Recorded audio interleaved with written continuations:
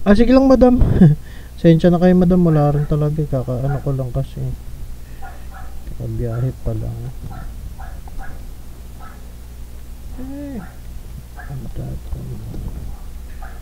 Isa, dalawa. Okay, sige lang madam, tama naman ata to. Thank you po. 404 tama ma'am. Sige, 1, 2. Sige ma'am, bilangin ko na lang. 2, 3,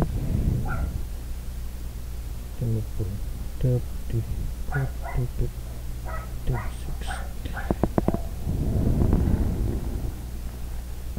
10.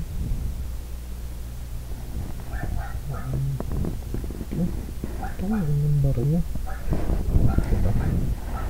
Kasi kabulat ito yung bariya.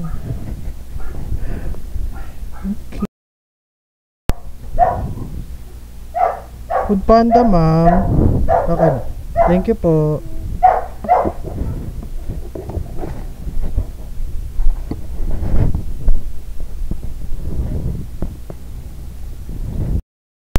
Good afternoon madam. Ay, picture ko lang po.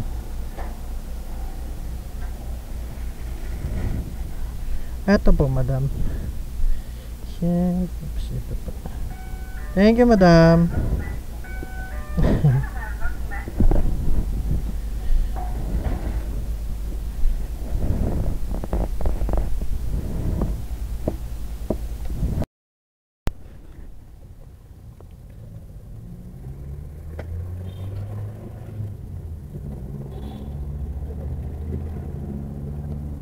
One 76. Okay na po.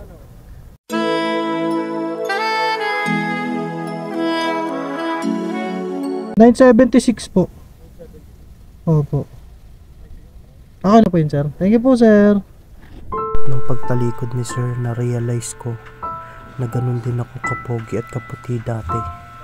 Pinagpala lang siya kasi lumabas siya ng umulan ng kagupuhan, samantalang ako hindi pinayagan ng aking magulang makalabas sapagkat limitado lang daw ang pwedeng lumabas. Bakit naman ganun ang tadhana?